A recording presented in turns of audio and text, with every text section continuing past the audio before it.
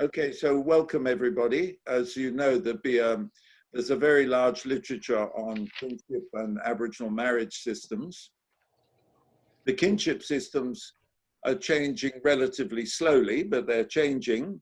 But marriage arrangements have changed rapidly. And the old marriage arrangements, which were very important to people up until the 80s or 70s and 80s, 1970s and 80s, have gone. There's no polygamy anymore, and the age difference at marriage, which was so influential in how the kinship system worked, has gone, because in the 70s, even in the 70s, young girls who got married, their husband was up to 20 years older than them.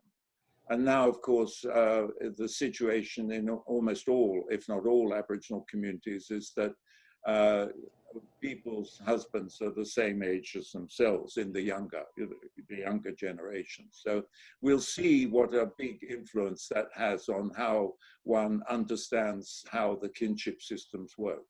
What I'm going to do is quickly run through basic elements of kinship and then go on to look at taking genealogies. So the first thing is the classificatory kinship system. How do people end up having many people called mother, father, uncle, and the rest of it? And the basic reason for this is the equivalence of siblings of the same sex, right? So that if you call a woman mother, then you call her sister mother. If you call a man father, you call his brother father too, which of course is different from our own system, where we would call those people aunt and uncle. And then the other feature is the universal system of kin classification. That is, everybody in the social universe is classified as kin. And we'll see that that really brings with it a number of things, but one of the things it brings with it is the politics of kin terms, and I'll run through a little example in a minute of that. And then the third thing, which is not so important, is that relatives by marriage are brought into the class of blood relatives. That is, the wife of anybody you call father is mother. Well, that's fairly straightforward, and it's not a crucial element. Okay, so this is just demonstrating what I've said about the equivalence of siblings of the same sex. So in this diagram, which I'm sure you're all familiar with from the point of view of ego, if you call this person father, then you call his brother father. And because you call him father, you call his children brother and sister. And likewise, if you go back generation, you call the him father's father, you use the same term for his brother. And what do fathers have? They give birth to fathers. And what kind of children do fathers have? They have brothers and sisters. And so you can see how the kin terms proliferate, and you eventually can apply a kin term to everybody in your social universe. It's how the more remote people get included is a bit more complicated, but that's the basic way in which you end up classifying as kin. And this is an example of how this then relates to a politics around the application of kin terms. Because you can trace your relationship to any particular person through both the mother and the father. Now, if everybody marries correctly, then tracing a relationship to somebody through the mother and the father should end up you applying the same term to them. But of course, there's no system where everybody ends up marrying correctly for all sorts of reasons. And here's an example, which is actually from an English example, and from the early 20th century, where a man uh, married a woman and very quickly realized that he really actually wanted to be married to her sister. You couldn't, at that time in 1900, you couldn't marry your wife's sister.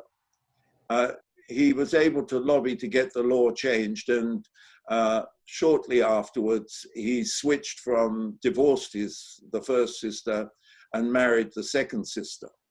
The second sister herself had been married, but she divorced, but not before she'd had a child. So the question is, what does Ego call this girl here?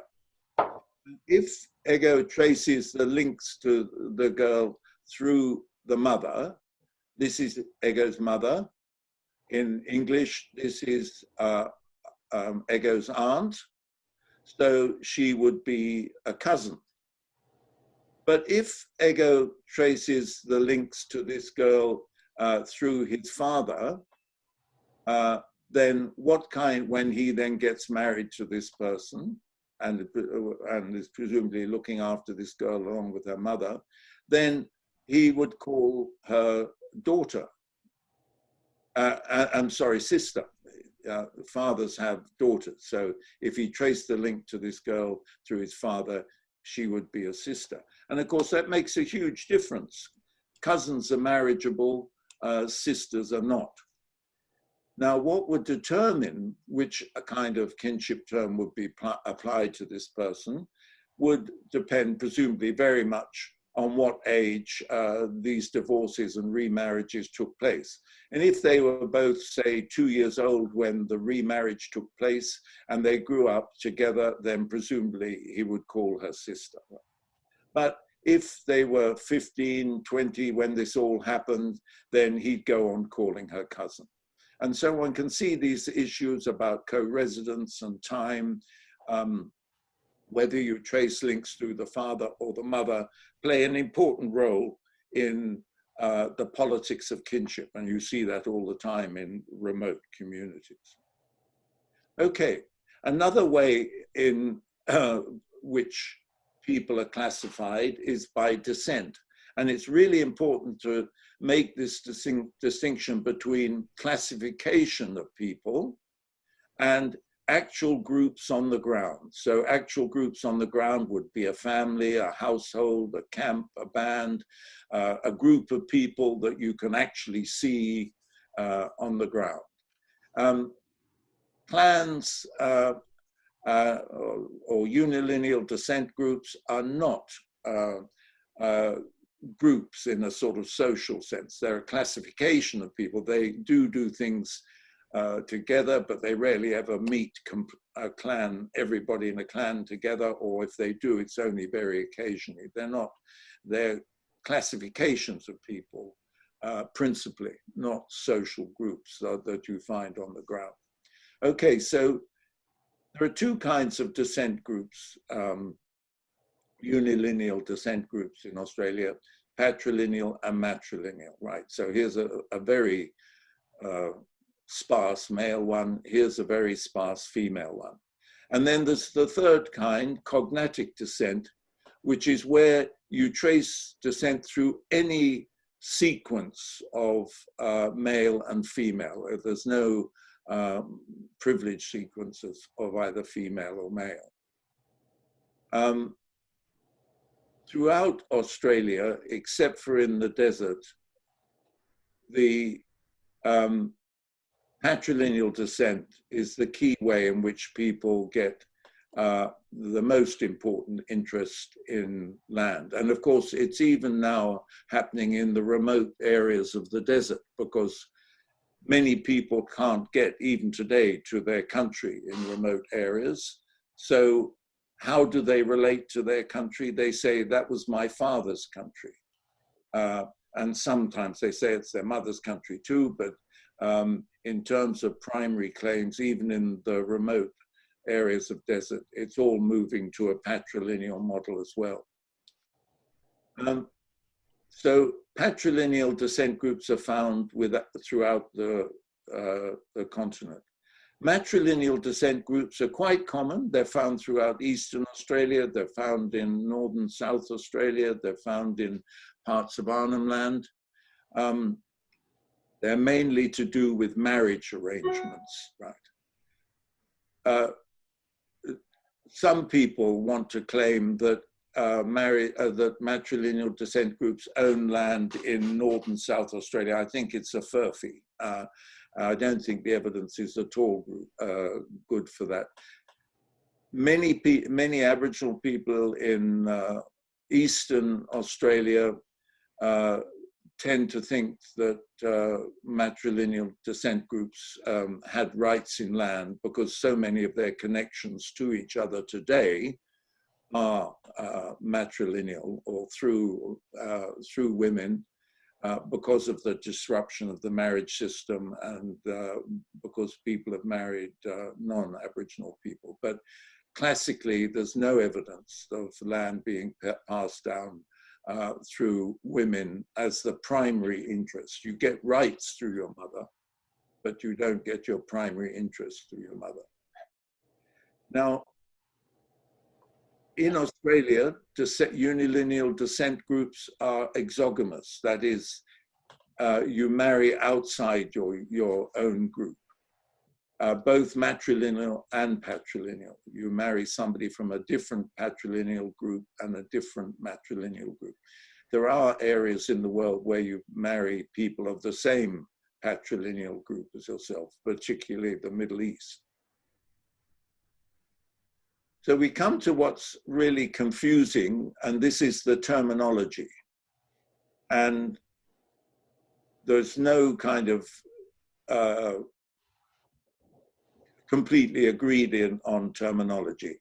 But basically, when somebody says patriline or patrilineage or patriclan, in most situations, they're just using these terms interchangeably, although there are differences between lineage and clan. Technically, a lineage is where all the people know their relationship to each other. Whereas in a clan, people believe they're related to know they're related to each other, but they don't know the actual links. So to take an extreme example of a clan, many of us like to think we have a connection to Scottish clans, a MacDonald, a McLaren, a Macintosh, what have you. And of course, this is at the most extreme end. There are people all over the world who claim to be MacDonalds, and of course they know anything about each other at all. That's an extreme form of clanship. Normally in anthropological writings, clans are quite big. If you go to Papua New Guinea, a clan, many clans are 500 or 600 people. And that's one of the reasons why some people don't feel very comfortable using clan, because it's sort of normally thought of as very big, whereas in Australia, classically, and even today, clans tend to be relatively small, for around 50 people. There are other more theoretical issues, which I won't go into right now, but they focus on the issue of, do Aboriginal people have descent ideologies, or is their kinship system one of patrifiliation? Now, if anybody wants me to talk about that, I can do, but it gets a bit technical. But I can explain the difference between patrifiliation and patrilineal later on if people are interested. So just to emphasize, descent's about classification. The other thing to say about descent, as you would, I'm sure most of you have experienced, descent is about cutting people out, really. It's not about including people. It's about saying you're not a member, it's just us, few people. And you can see this quite clearly where there's no money associated with what's going on in an area, in interactions with land councils and the rest of it, particularly say in the Northern Territory, where the government has started paying rent for buildings in settlements. Prior to it paying rents, nobody much cared about who the TOs were, and they had relatively little influence, right? As soon, because there was nothing to allocate, but as soon as the government started paying rents, of course, then suddenly the dissent groups emerged, and they were sort of very narrowly defined as people wanted to keep control of the money. And that's going on everywhere. I'm sure you've all experienced that. Okay, another kind of classification of people is moieties, from the French for half. There are 4 kinds of moieties in Australia. Not every linguistic group has all 4. Some only have 2. I'm not sure if any group has all 4.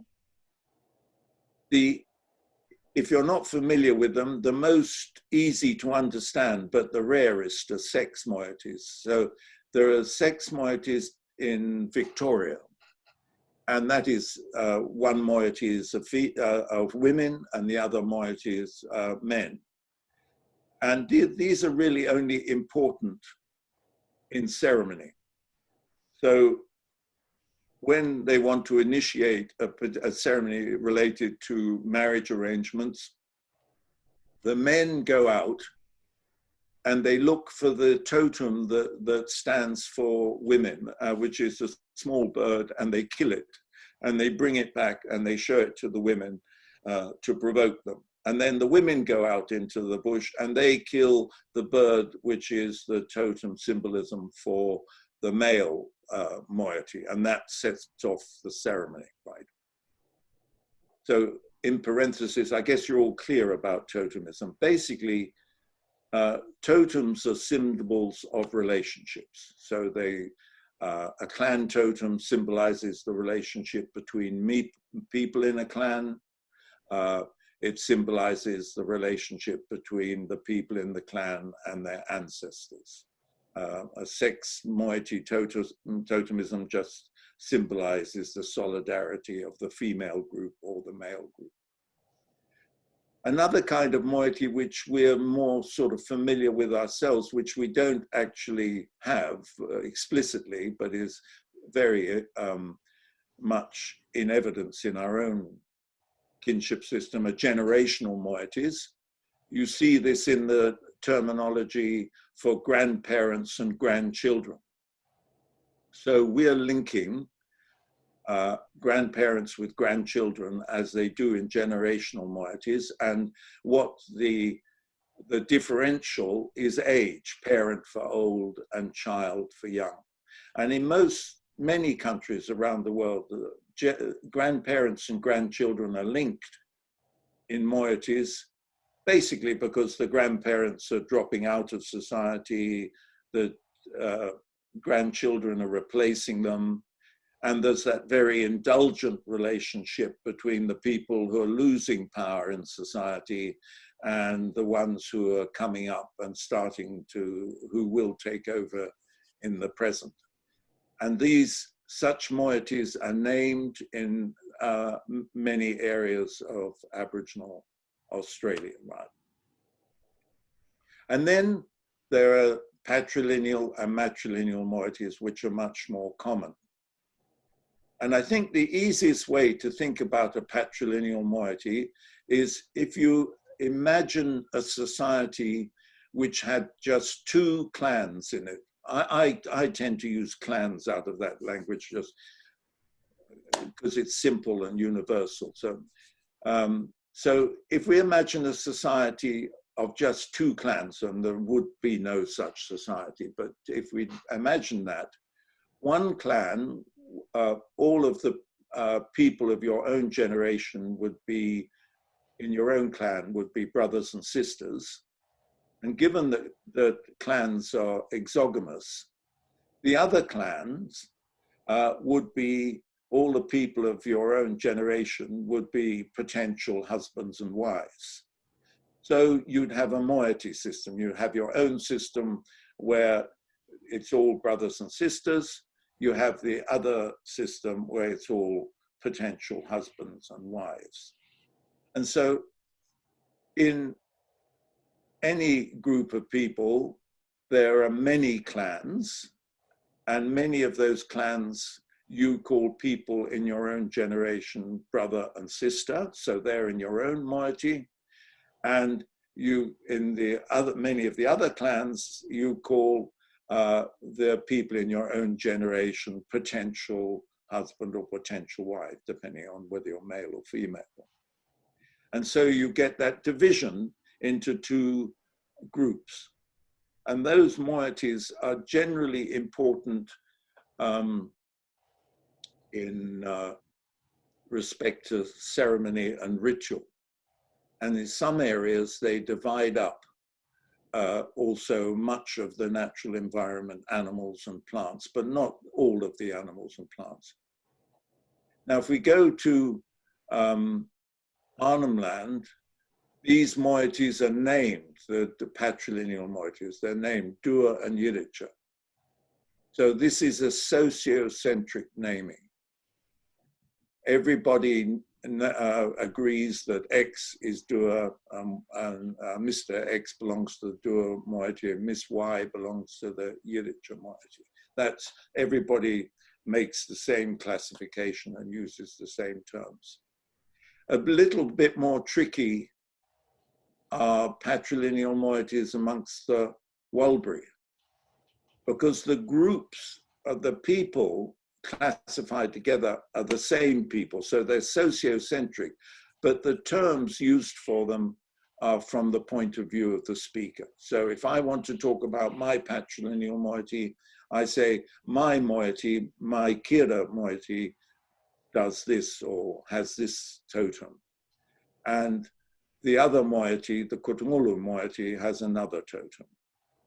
And when this Kutungulu person's talking about his moiety, he says, my Kira moiety does this, and the opposite moiety, the Kutungulu moiety, does it differently. So the composition of people in the moieties doesn't change, but the term you use for them is relative to who's speaking, a little bit confusing. Matrilineal moieties work exactly the same way.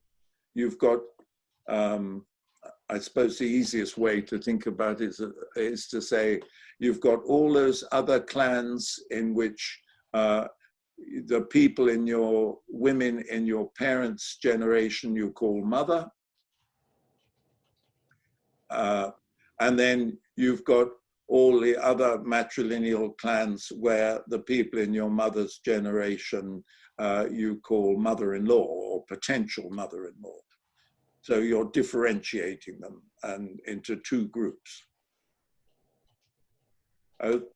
Okay, so those are, that's pretty important. Okay, so here is something that's very important, and I guess many of you probably know this. This is the importance of cross cousins. Throughout much of the world,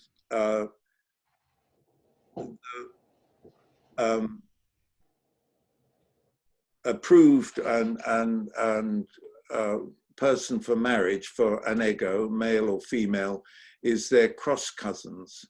That is their mother's brother's children or their father's sister's children. That's where the cross comes in. You're crossing the gender link in the linking parent. So this is the cross cousin. Where you trace the link to what people we would call cousins through somebody of the same sex, they're parallel cousins, and you end up calling them brothers and sisters.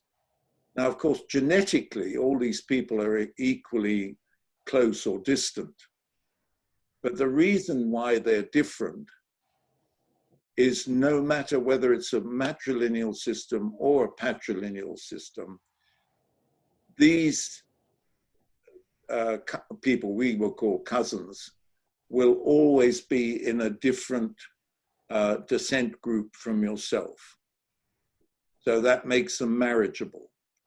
And these ones will always be in a category that are unmarriageable, and that's why they're called brothers and sisters. And we know many Aboriginal people maintain this distinction. In English, they talk about a cousin brother, cousin sister, and they're talking about parallel cousins, right? In English, that's what they're trying to maintain, or not trying to, they are maintaining this distinction. So this is utterly crucial. So if you ask sort of, why is it so common that people marry their cross cousins?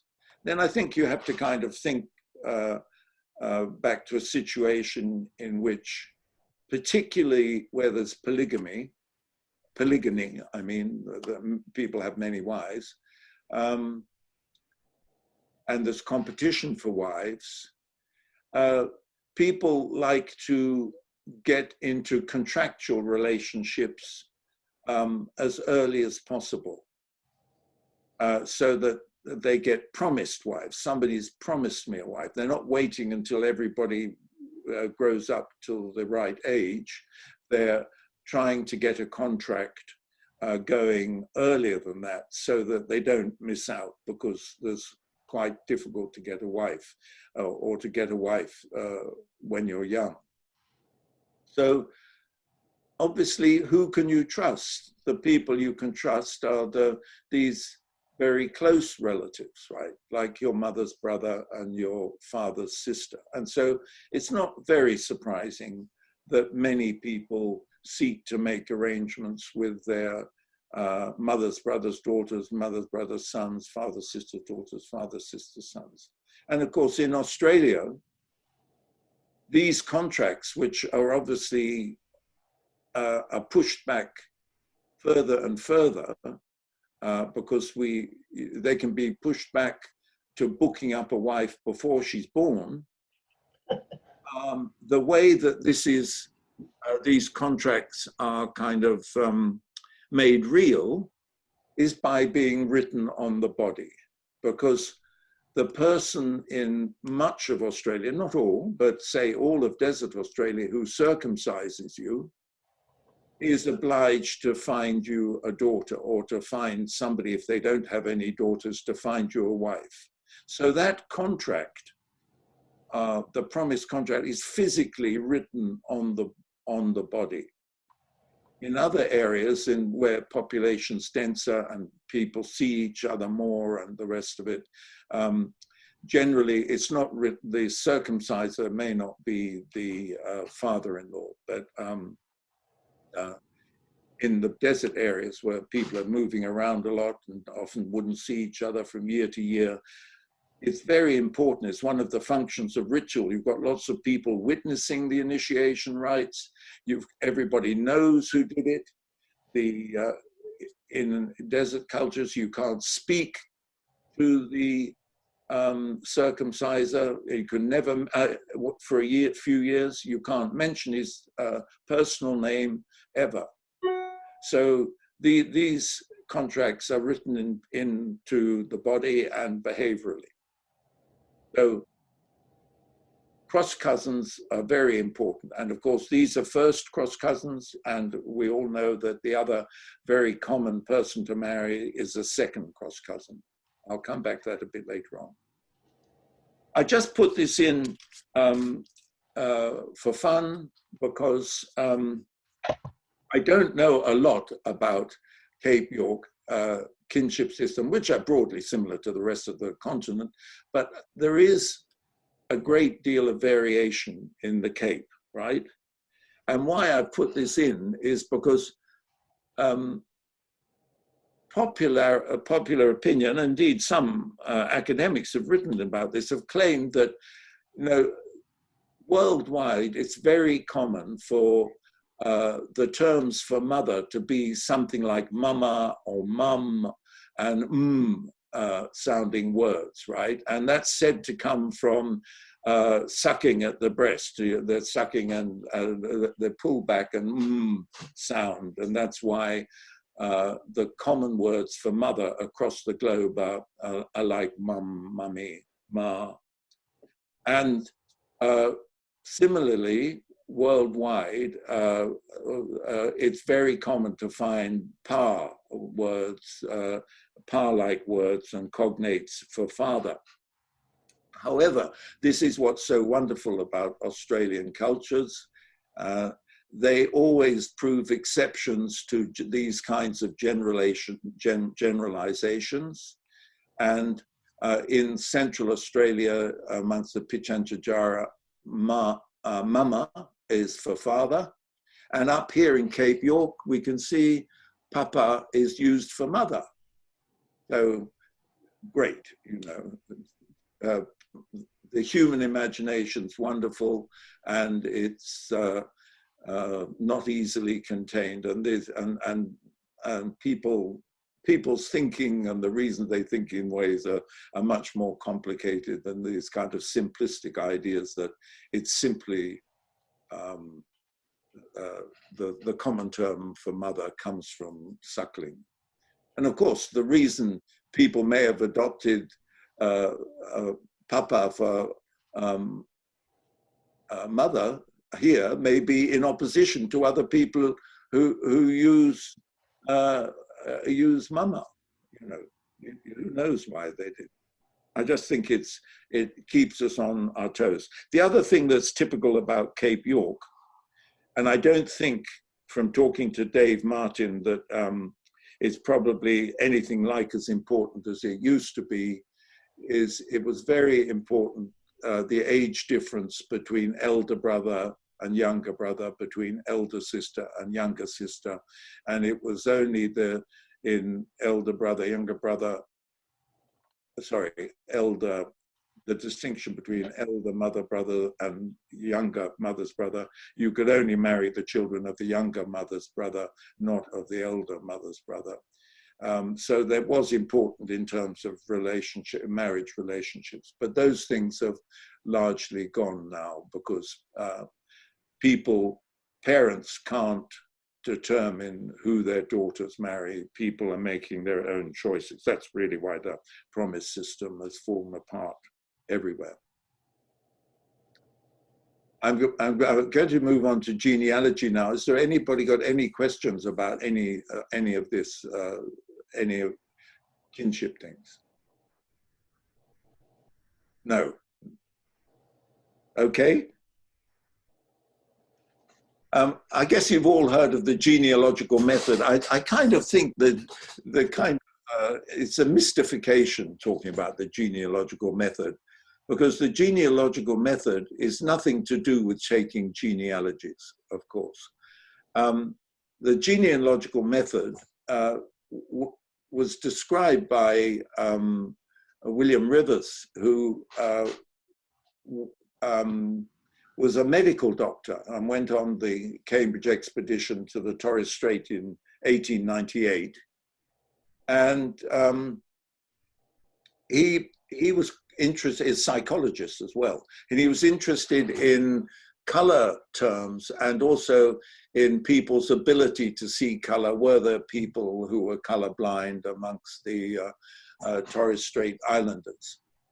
And he found that taking a good family tree was very helpful. Of course, he wasn't an anthropologist. He came at this as a complete outsider, a person who traveled a lot. It was one of the reasons why he joined the expedition, because he liked traveling around. But he realized that he could learn a lot from getting a good family tree.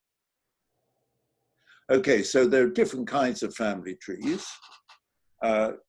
If you want it as a chart of ancestors, you have ego at the base, and you're looking up to the apical ancestors. Right? If you want it as a chart of descendants, you have a point at the top, and then you look down to all the people who are descended from them.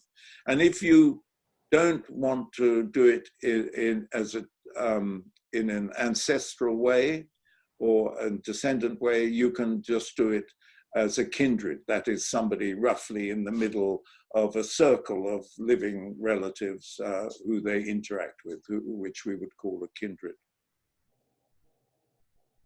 Now, Rivers actually got converted to anthropology by going to the Torres Strait. He was thrilled with it, and he almost immediately after went to southern India and did field work there and wrote a classic work on the todas in the Nilgiri Hills, who are well known apart from anything else for polyandry, women having several husbands at the same time, right? Now, what's the genealogical method? And the genealogical method is, if you've got a good genealogy, you can do a lot with it. It isn't about how you get a good genealogy, it's what you can do with a good genealogy. And he set out what you could do with a good genealogy in his article in 1910 in the Sociological Review. So, and of course, in a sense, he was just exploring sort of what's anthropological commonplace now. Particularly if you're working with people where it's a universal system of kin classification, you're classifying everybody as a kinsperson, you can use this in lots of ways to find out about their social life. So if you've got a good family tree, then you can use it to work out what terms they use for different relatives. You can work out marriage arrangements. You can work out descent rules. You can work out what do people do by migration. He means here residence at marriage. Obviously, this is a very important issue. Where are people going to live at marriage? In most marrying systems, somebody has to move, not in all, but in most. Okay, kinship is obviously important in who collaborates with whom in ritual and ceremonies. It's very important in a good genealogy if you want to do a demographic study on fertility rates, survival rates, etc. Physical anthropology, tracing people with genetic diseases, like as on Groot Island, where they have this very debilitating Machado-Joseph disease. It's absolutely crucial knowing who's got it, because they pass it on to their children. Other things he mentioned, the transmission of names. You can see if people, as in they do in most cultures, often take names for children, grandchildren, grandparents give names to grandchildren, and you can find other kinds of things. And it also got the benefits of concreteness. As any of you will know, talking to somebody about their kin and their connection to other people is utterly impossible. You know, if they just say, oh, well, it's my brother's uncle's sister, who's my very good friend, and her husband is so-and-so's brother, you know, and you're lost immediately, right? But if you've got a genealogy and then you can trace it out, then of course you can make sense of that. And one of the things I could come to later, taking a genealogy, using even matchsticks or something like that can be quite helpful to make sure that you kind of know who you're talking about, and you don't get lost in all this sort of verbal talking about genealogies. Now, this is me, I've added these in.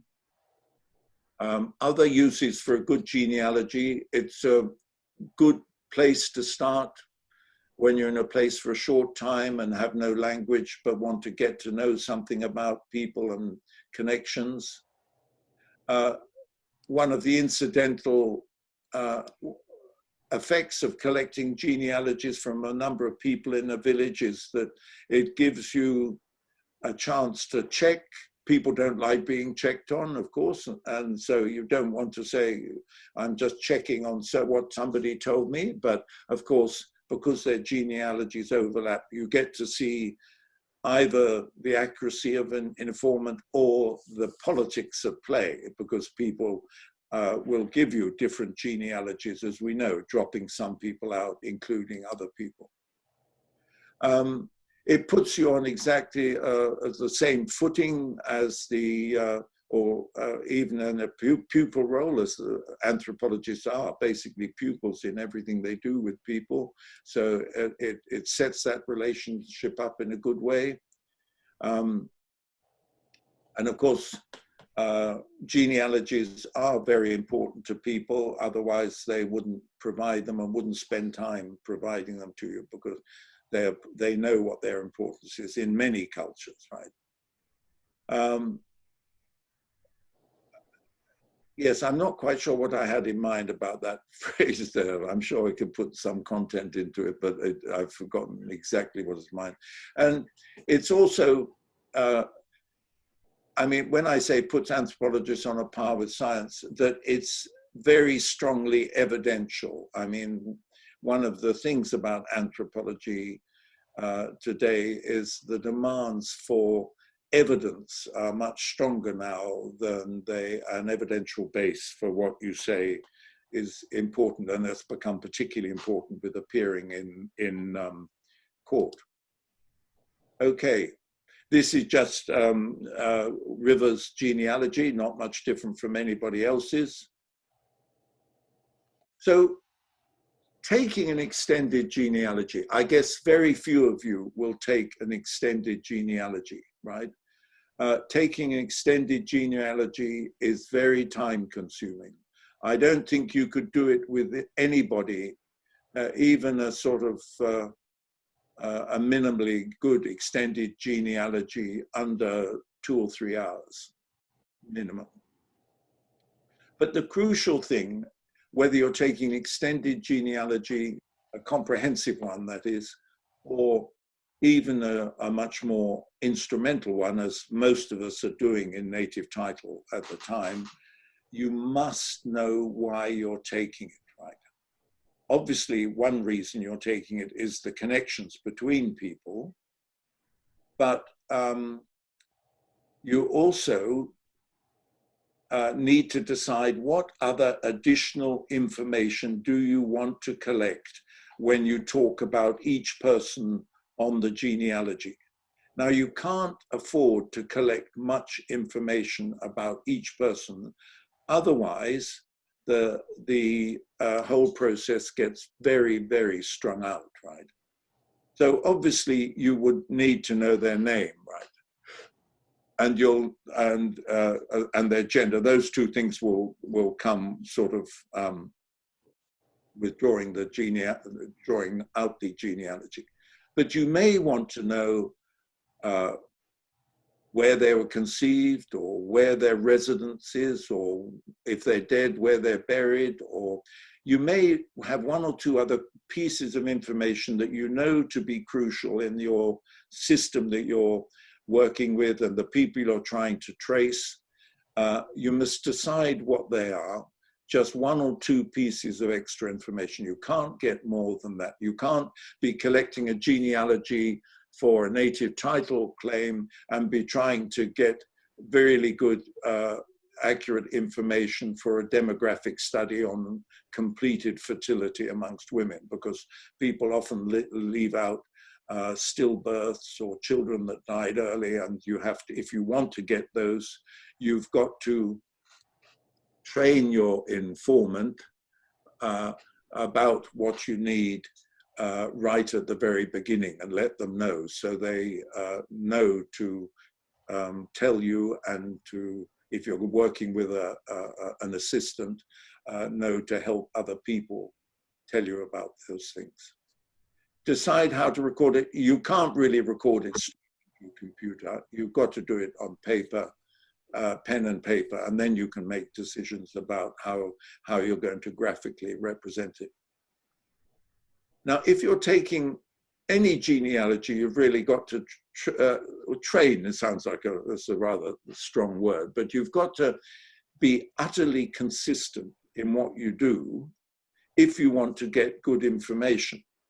And the classic way of, if you're taking extended genealogy, of training somebody is to start with them and their husband and their first husband and their own children, right? Because they know the information, they're totally on top of it. It's their family, they know everything about birth order, they know about stillbirths and miscarriages, if that's what you're looking for. They know about everything.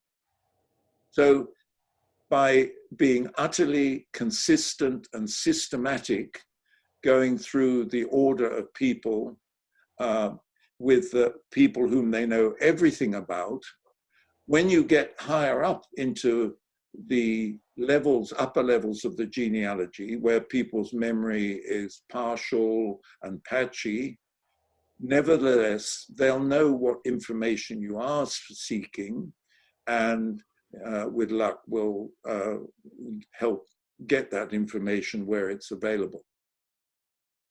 And I should say, as you probably all know, that Aboriginal genealogical memory is not particularly deep. It's culturally shallow.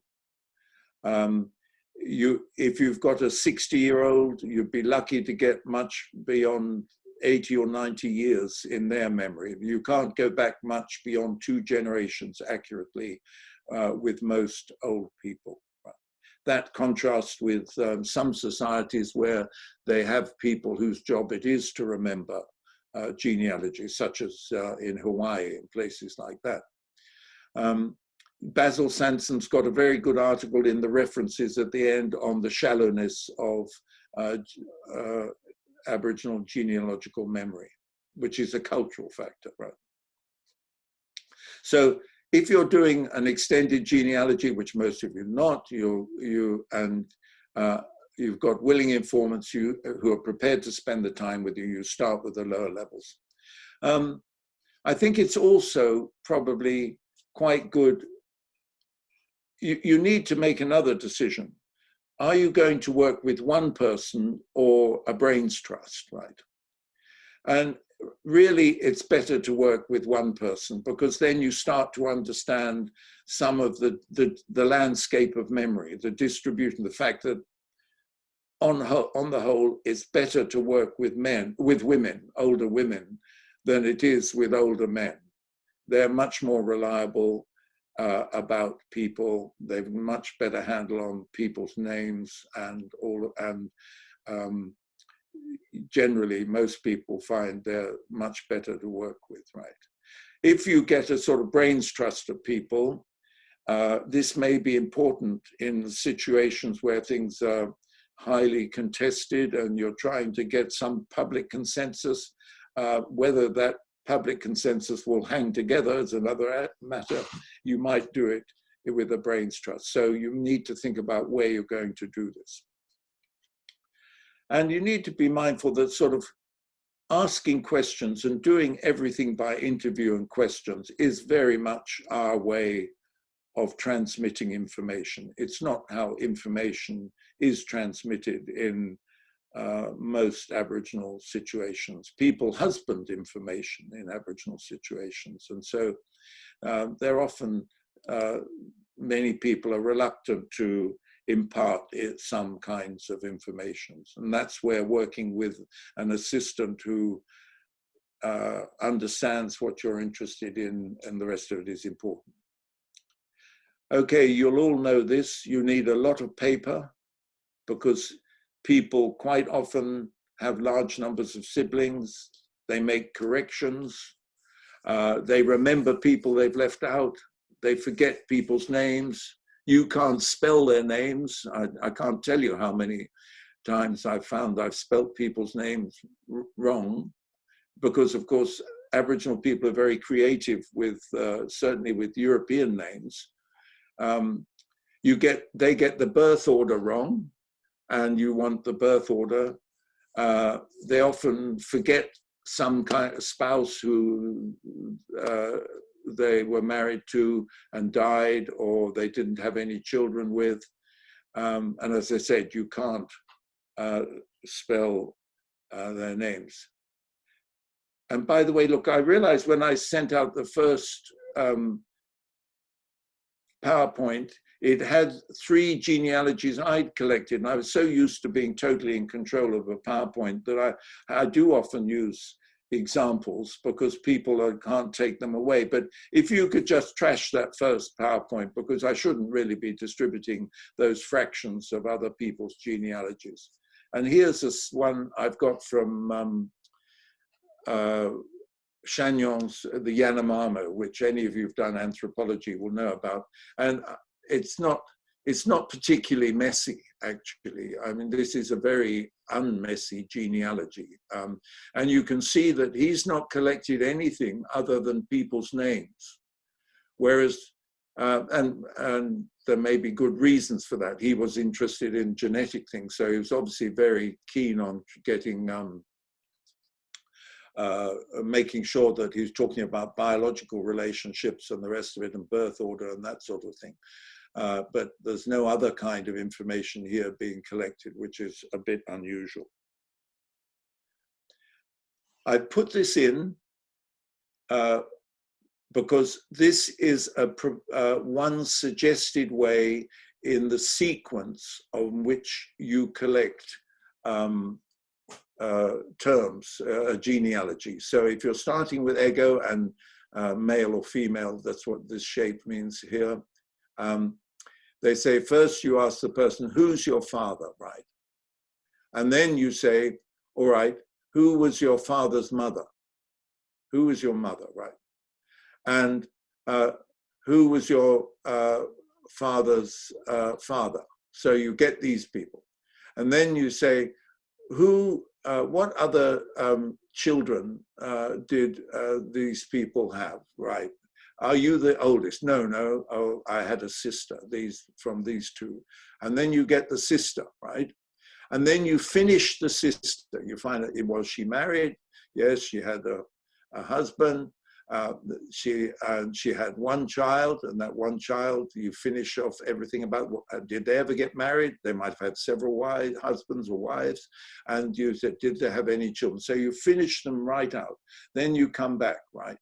And so here's the sequence. Then you ask, they suggest you ask about the mother, and who was the mother's mother, and who was the mother's father? What other children they have besides you, right?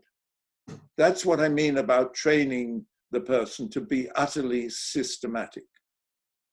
So you don't have to observe this order, but you need to be utterly systematic in what you're doing. And given that once we're trying to emphasize sort of biological relationships in genealogy, you need to be utterly clear that people are talking about their biological mother and biological father, or if in some cases there's adoption.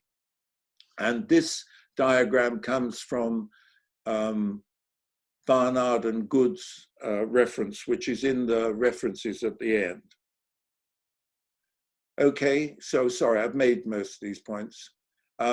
You must be clear on what you want to know. Obviously, if you're looking for apicals and you're not really interested in children, young children, or anybody who's under 40 or 50, you're going to be working in a different way from if you're looking for collaterals, how wide does the group go?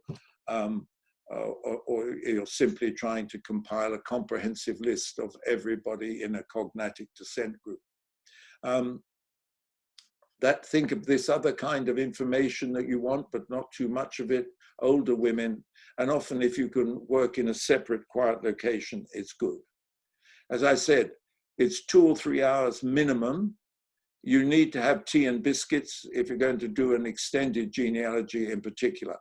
And I like this.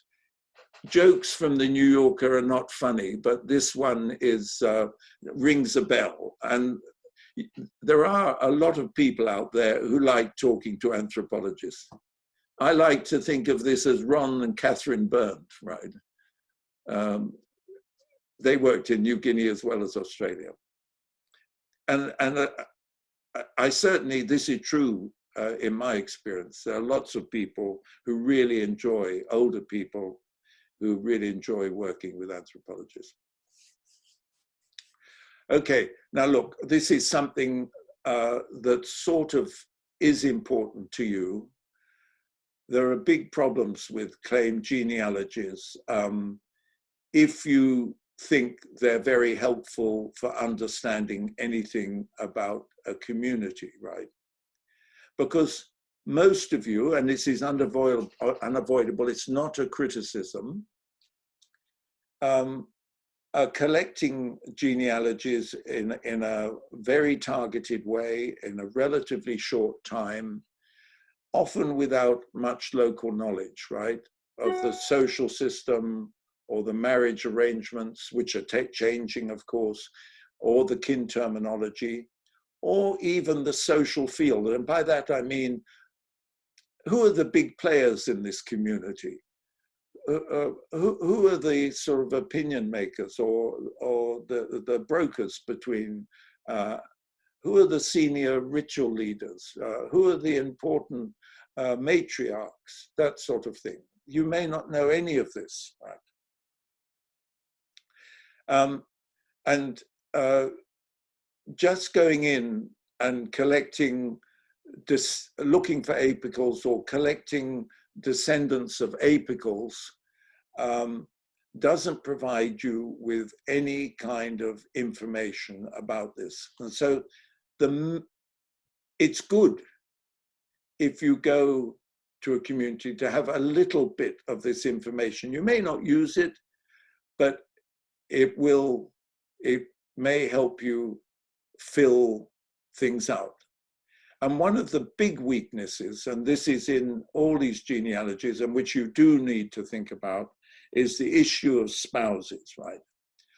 What people tend to do when they're focusing on descent groups, they get a man and they say, oh, and was he married? Yes, married to so-and-so. What children do they have? And they find nothing out about the wife other than her name. They may possibly find out her descent group, or exactly the same with a woman and her husband. They may just get his name, possibly his descent group. But you definitely need to know a little bit more about the spouses, particularly the husband and wife of the spouses, particularly the husbands and wives of the women. Not the husband and wife, the father and mother of the women. So here's a descent group, the black dot descent group here. So it's a man, he's got 2 children, and he's got several grandchildren down here. Now, if you just go along and collect that genealogy and you get the children and you get this person's, this man's wife, or he's got 2 wives and this thing, and you don't collect any information up here, then you're going to be very poorly informed about the politics and the interconnections between families.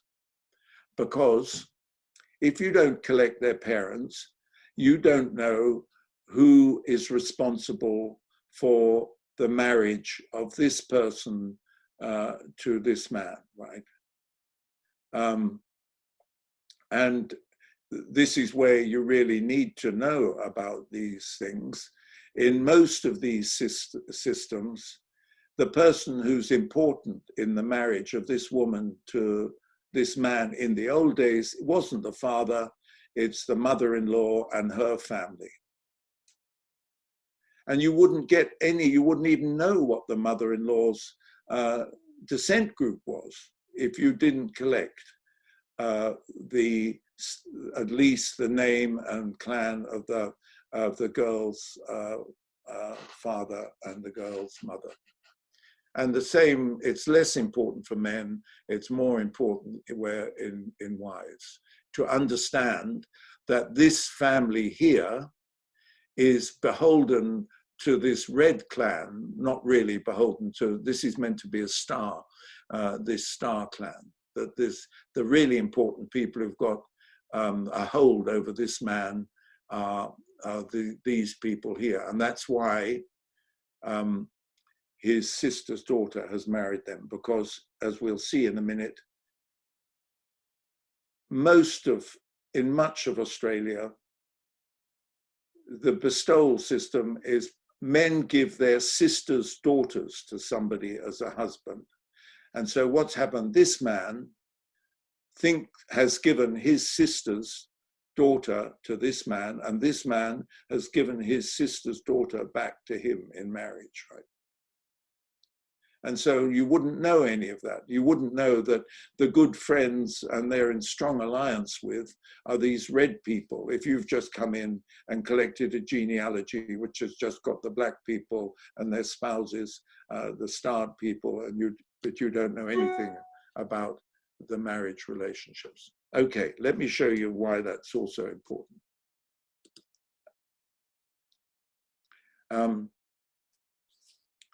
Now, this is where what I said at the opening about the changes that have taken between the older generation. If you're talking in Cape York to anybody over 55, 60, it's rather different in understanding their connections arrangements from anybody who's, in their 20s, 30s, and 40s.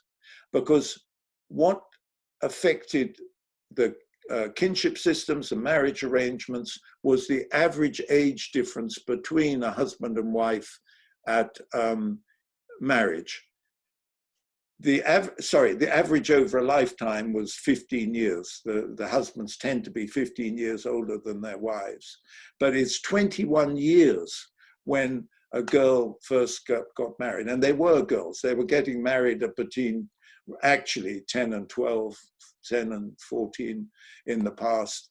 And the man they were getting married to was of the order of 25 to 30. We can see the impact of this, and this is very helpful for you understanding Aboriginal kinship. This is a sort of a easy way into understanding Aboriginal kinship systems. If you make these assumptions, if you make the classically men married at 30, girls married at 15 and immediately had a child, and that brothers and sisters are of the same age, because a brother could be 2 years older or sister 2 years younger. It doesn't really matter. Now, what's the consequence of this age difference of marriage? It gives a matrilineal bias to kinship and marriage systems. That's why we talk about matrilateral cross-cousin marriage. That's why we talk about mothers, brothers, daughters from a male perspective, or from a female perspective, a mother's, father's, sister's, son's daughter, daughter's daughter, from a female perspective. It means that generations through women were going at twice the rate through men. And that's another reason why women know a lot more about kinship. They've got more kin, they're more knowledgeable about more people. And that the generations cycling through males were going at half the speed, 30 years. Let me show you what the consequence of this is.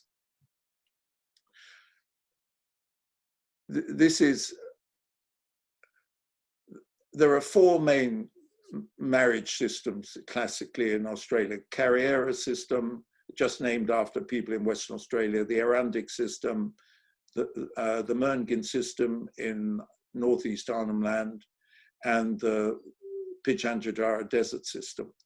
And the most common is the Carriera system, which is where people marry their cross cousins, their mother's brother's daughter, or mother's brother's son, or father's sister's daughter and father's sister's son.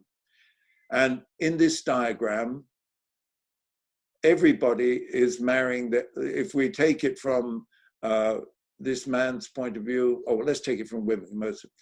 This woman is marrying her father's sister's, wait a second, she's marrying this person here. She's marrying her father's sister's son, right? But the father's sister's son also happens to be her mother's, wait a second, let me sort of start again. She's marrying. I'm so used to doing this from a male perspective that let me do it from a male perspective because I can get this right. This man is marrying his father's sister's daughter. But this woman is also his mother's, and is his mother's brother's daughter, right? Now, the simple way to represent this is the women should be drawn in, but if you leave them out and say they're in the equal sign, this man gives his sister to this man gives his sister to this man, you get sister exchange. So classically, carriera system is said to be based on sister exchange. That's what the logic of the model is. But this shows you why it doesn't work.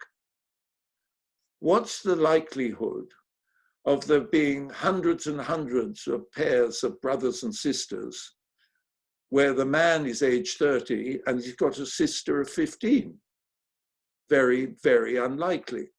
And of course, sister exchange, real sister exchange, is very rare in the past. This is how it really works. It works as sister's daughter exchange. If you put those ages on that I've given you, you'll see how it works. So men get married at 30, right? And their wife on average is 15. Now, a 15-year-old girl, what have I done here? Wait a second, 30. I'm sorry, this should be 30.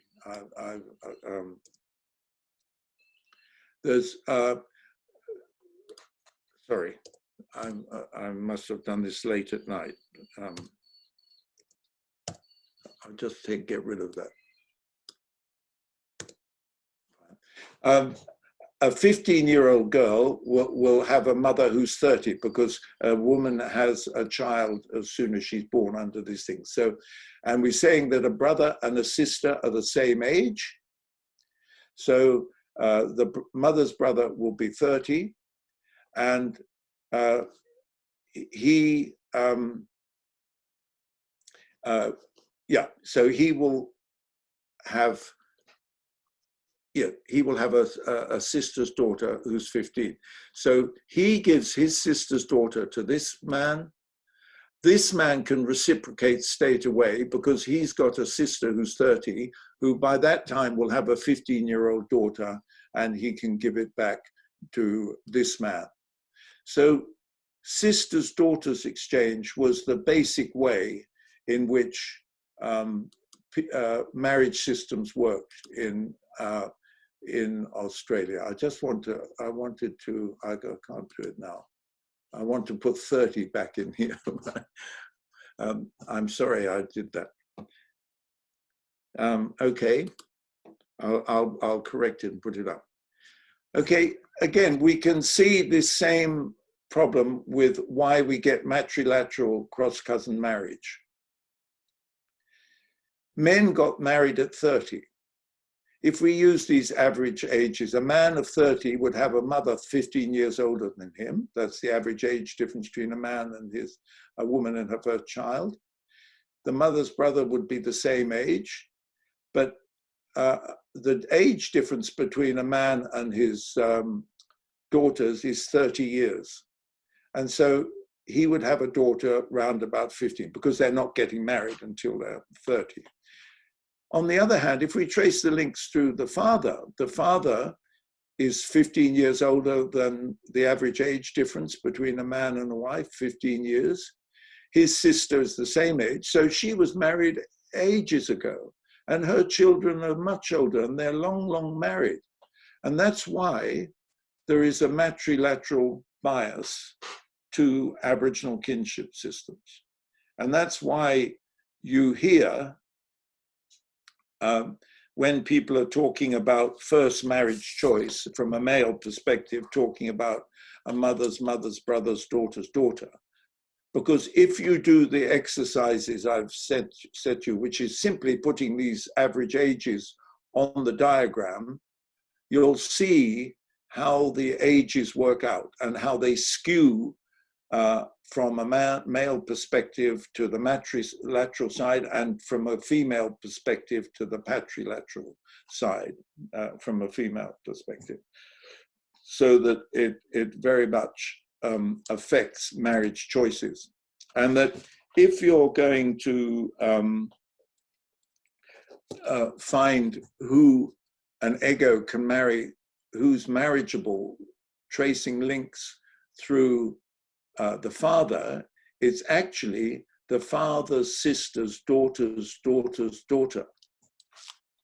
If you look at it, so the father's sister's is 45.